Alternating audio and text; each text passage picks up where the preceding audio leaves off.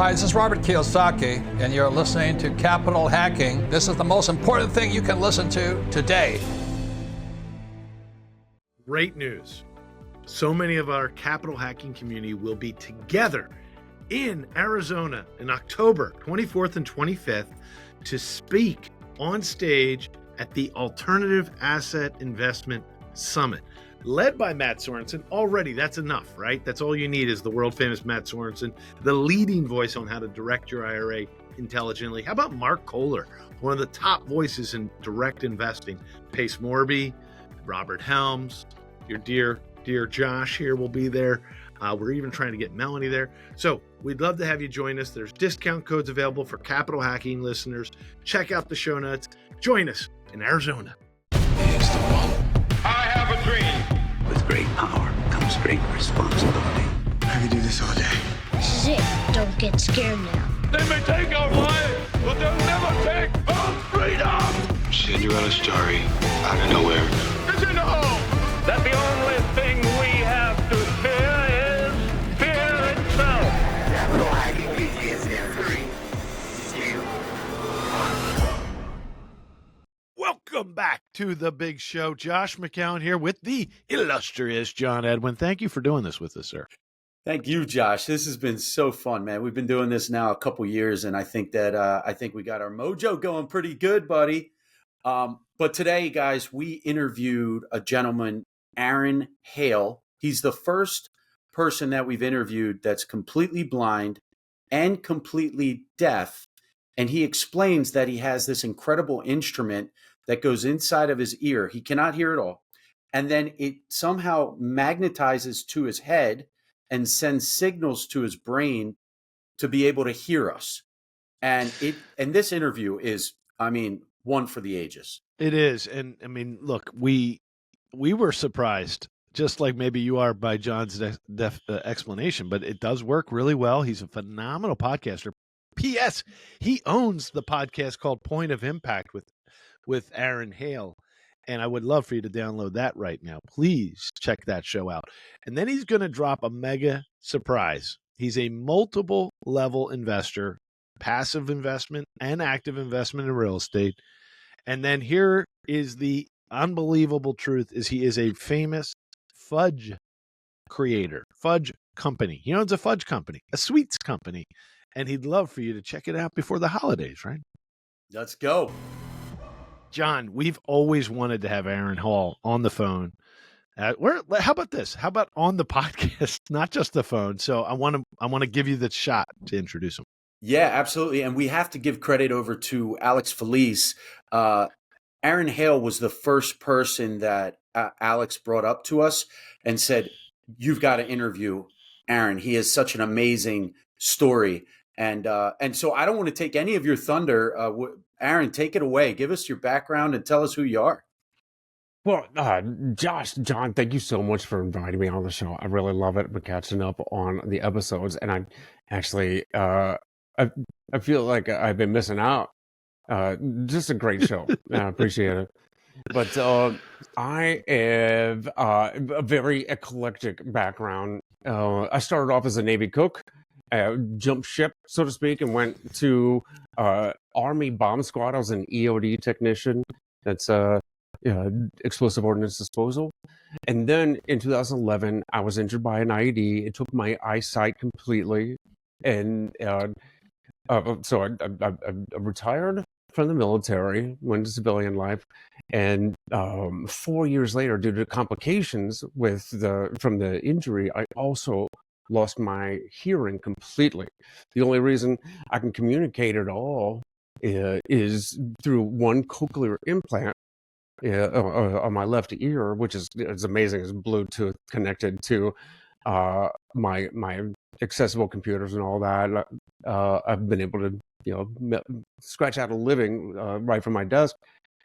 And it's amazing. Medical science today, So amazing. 60, 70 years ago, I would have been pulling the full Helen Keller.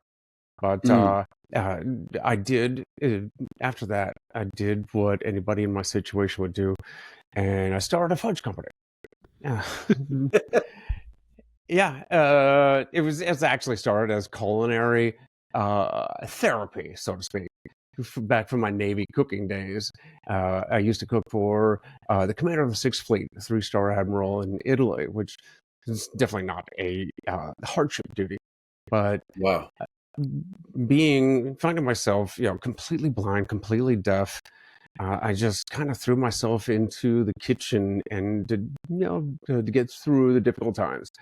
And one thing kind of led to another. All of a sudden, we're starting my first entrepreneurial effort, and it turned into Extraordinary Delights, EOD Fudge.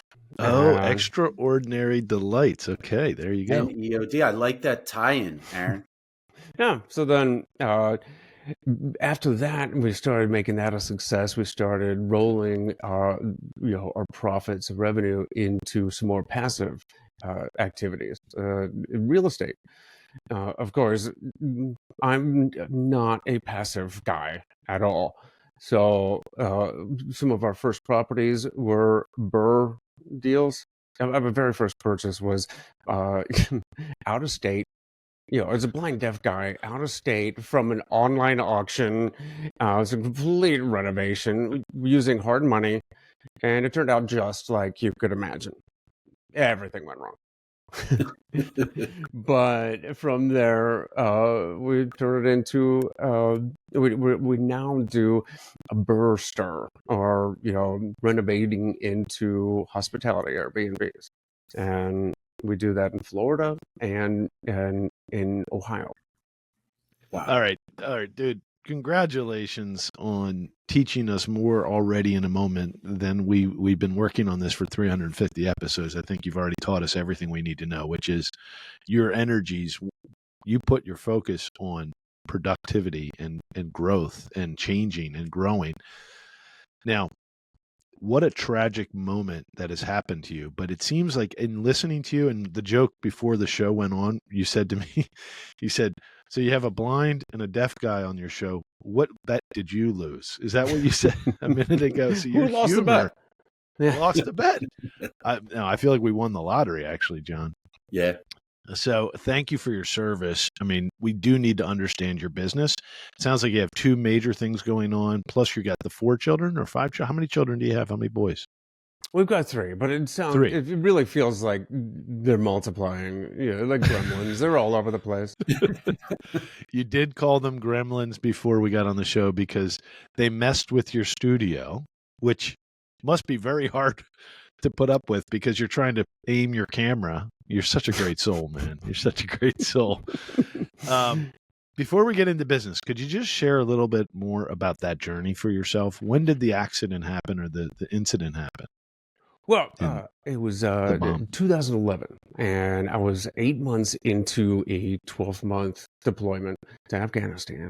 This was my 3rd deployment and my first time as a team leader. That's the guy that actually gets into the bomb suit and makes that long, lonely walk. And the real short of it was that I'd already dismantled the actual IED, but there was a secondary device that was nearby. So as I was approaching to collect evidence and get that, up to our higher level so we can capture these guys, the secondary device punted me into the air, knocked the wind out of me, rung my bell, and put me into darkness for the rest of my life. Did you say ruined your belt? It definitely rung your bell. Rung my bell. Well, okay, wow. I feel like I have watched videos of you in the past, because today, not only do you have businesses, the real estate investing, but you're a podcaster. Tell us about that. Just like starting a Fudge business. Why not, as a blind deaf guy, do podcasting? Yeah, and how long's that been going, and what's your purpose and what is your typical theme of each episode? Well, it's the point of impact with Aaron Hale, and we've been going for a little over a year now. And the theme is much like yours. We're bringing incredible achievers onto the show, sharing their stories, actionable items, and mindsets so people can get out of tough spots and just upgrade their life and put the best foot forward, and ultimately to make a greater impact and make that change they want to see in the world. Yeah, so exciting, John. I'll let you go because I could do this all day. I know. I'm raising for those that are listening, I'm raising my hand like, Josh, let me go. But Aaron, and again, we will get into business. You have such an interesting story. But let's talk about that for a second. Point of Impact, your podcast that you run, and talk about mindset. I'm sure you have faced a lot of adversity with the situation that you had to deal with. And so take us through, how do you deal with situations where it's challenging, maybe depressing? How do you stay so positive?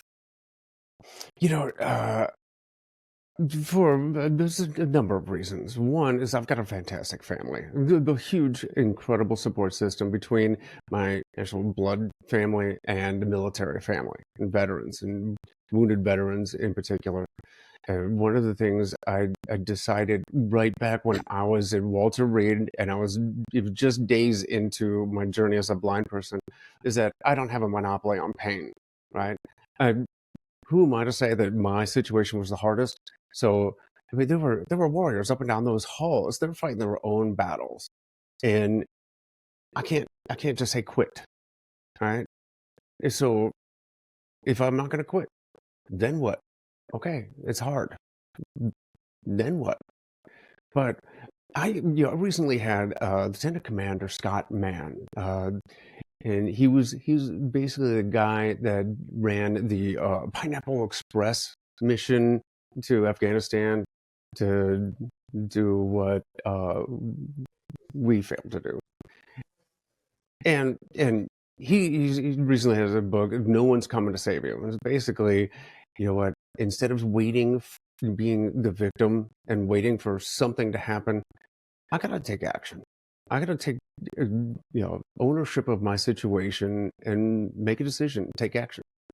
So, okay, I'm blind, I'm deaf. I need to do something. I can't just sit here and wait for it to get better, because it's not. So I started doing stuff. And how old are the boys today? Because you're obviously you're a great example to all of us. But how about the boys? How old are they?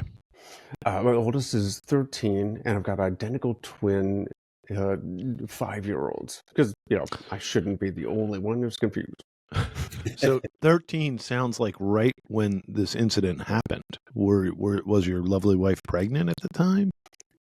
I had just come back from 2 weeks of R&R back in the United States from the battlefield to see my oldest turn 1, and then I got back.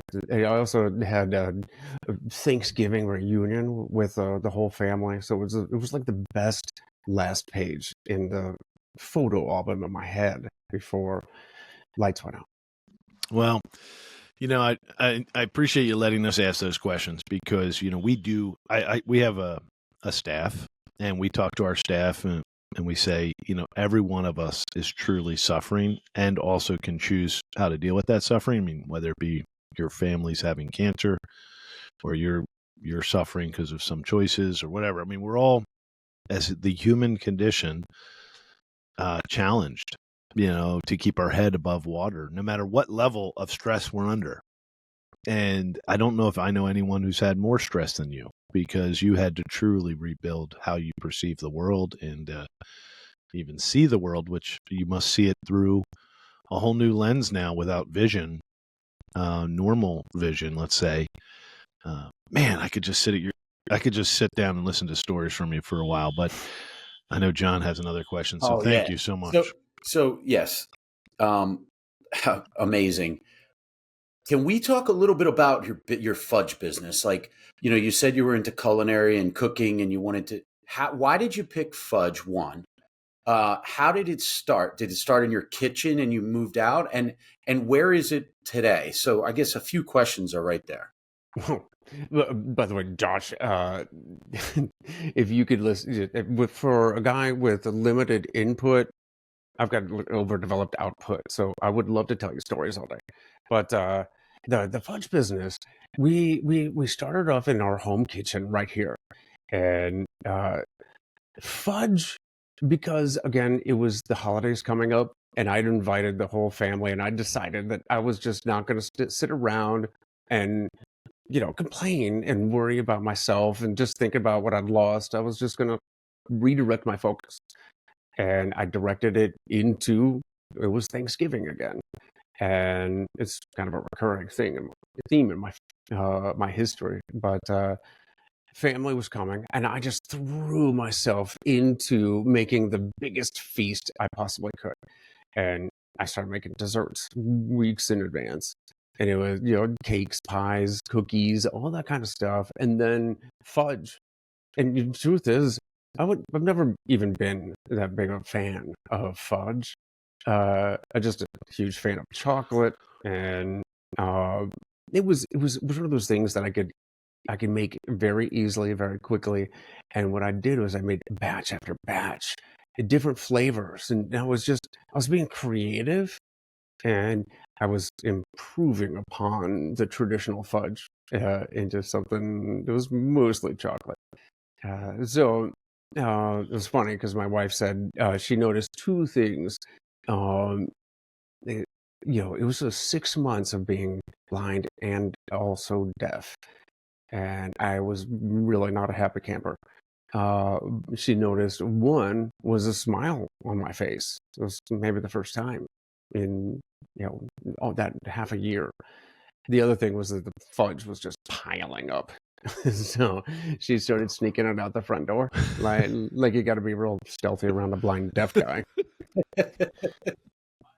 But that's kind of how the business developed. Being friends and neighbors started asking if they could buy more for a birthday or a shower coming up, and the capitalist in me said, "Well, of course you may." Hi, this is Melanie McCallan. Josh and I are just so grateful for the many investors who have already joined us at Accountable Equity. Accountable Equity is so much more than a capital group. It's really a community of accredited investors that want to learn and grow together. I just want to personally invite you, if you want to find out more about this type of investment and see if it's right for you and your family, please visit us at accountableequity.com. Hey, it's Hal Elrod, author of The Miracle Morning, and you're listening to Capital Hacking. Enjoy. Wow. It's amazing how you just started making this fudge, and then it was really a grassroots effort. It doesn't even sound like you meant to start a business. It really wasn't. In fact, once we started rolling, I've built a pretty decent home gym in my garage. And if you can imagine, it was so funny. I had a stationary bike next to the treadmill, next to the rower, next to the shrink wrap machine conveyor belt thing. But it was really like this. Yeah, let's make a little money off of this because I know how to do this. I can make fudge. And then it was, okay, we need to buy boxes, and then I think we need to, incorporate and turn this into a thing, and business accounts, and everything was really from scratch and learning. And then, surprisingly enough, people were actually buying it. So we got to the point where we had to move out of the home kitchen because OSHA and other reasons. And it was whether we wanted to go brick and mortar or just go straight e-commerce. And me standing in front of the stove or behind a register for 12, 14 hours was my idea of hell. So we went e-commerce. So I actually found a larger candy company that will make all of my recipes just the way I want them, and they do all of the labor, the ordering, the logistics, the HR, the hiring, all that kind of stuff, the packaging and the shipping. And The home kitchen is still the R&D lab. So we moved all of the processes into, we basically hired a bigger company. Amazing. And how far has it grown now? Like, are you able to give us some statistics? What does a year look like in EOD, Extraordinary Delights? It's entirely determined on, we're now marketers. So we're probably doing around anywhere from $250,000 to $350,000 a year in Fudge sales. The economy is changed because we're kind of on the luxury side of chocolates and candies and that kind of thing. But I'd love go to through a bit of an ebb and flow there. I'd love to do a little social passing along here, man. After this, we'll put the link down in the show notes, but we're going to make sure we boost your sales this year because you're doing the right thing and you're a great inspiration. So thank you for that. And then, of course, on top of that, you get into real estate. Now, that shocks me. How did you get into real estate? Like, what made you choose that avenue? Well, it's funny. With the success of EOD Fudge and the fact that I didn't have to cook all of it myself. I had all this time freed up in this growing bank account, and I didn't want to start spending it unwisely. So I wanted to start putting it into assets. And I started off, as a Buffett disciple, and I wanted to do value investing in stocks, and realized that reading corporate financials and spreadsheets, that was another one of those things that just was like reading. For me, it's like playing Minesweeper on a computer, doing Excel, like spreadsheets and all that. It was kind of boring, and I didn't have the control. And real estate, that was it's just far more hands-on, which I'm totally into. I like it. I like the control, and I like the interaction, the active participation. Plus, there's so many. Of course, there's so many more benefits to real estate, and we started with, like I said, the Burr model, and evolved. And now we've done a little bit of a whole bunch of things, from short-term rentals to syndication, being on the limited partner side, and a few other things. We just really love residential hospitality and turning around these unloved homes and turning them into something just absolutely incredible, just showroom pieces that people get to stay in for a few days. And it's a lot of fun.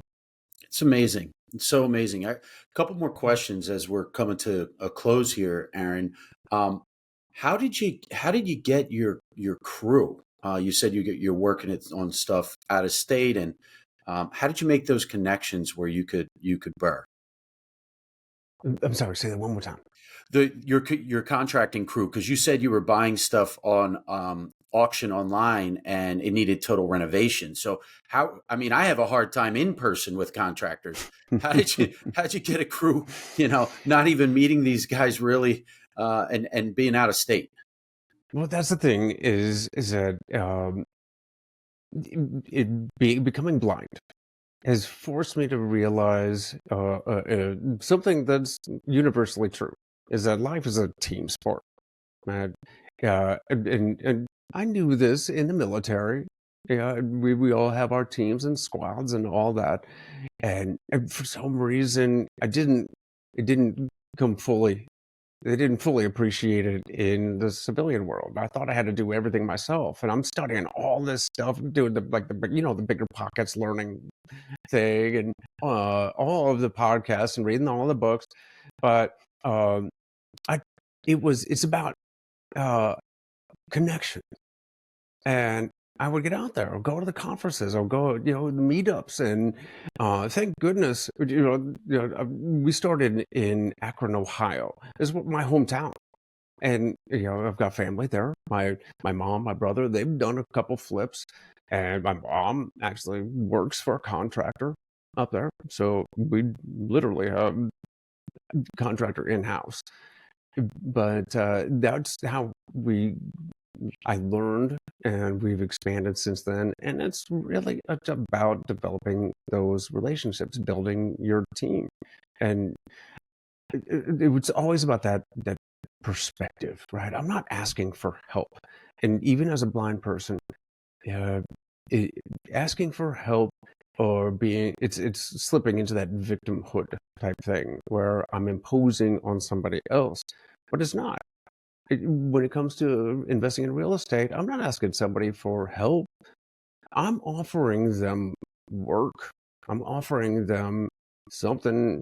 I'm putting a contractor to work, and I'm putting real estate agents to work, and lenders, and I'm building this team, and I become the evangelist for the next great deal. So I'm evangelizing. Well said. Awesome future. Well said. Amazing story. Aaron, thank you so much for sharing such valuable information to Josh and I and all of our listeners. And if our listeners want to follow up with you, where do they find you? Well, of course, the holidays are coming up. So if you want to buy some fudge, it's eodfudge.com. I'm on all the socials at aclayhale, ACLAYHALE. And you can find my podcast at pointofimpactpod.com. And it's Point of Impact with Aaron Hale on all of the podcast platforms. Awesome. We're going to do our best to make sure the world knows about the mission you're on, brother. We're big fans. Thank you so much. Very welcome. Thanks for inviting me.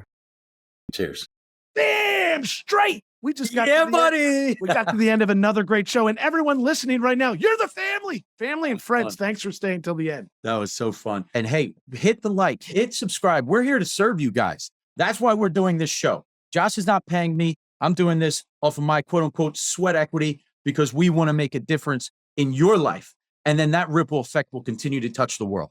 Hey, amen, brother. Please check us out on capitalhacking.com, all the social media threads. And yes, I know you've probably already sent this episode to one of your best friends. Thank you. We love you. Just go right into your iPhone, hit the plus symbol. We'll talk to you later. See you next week. Share.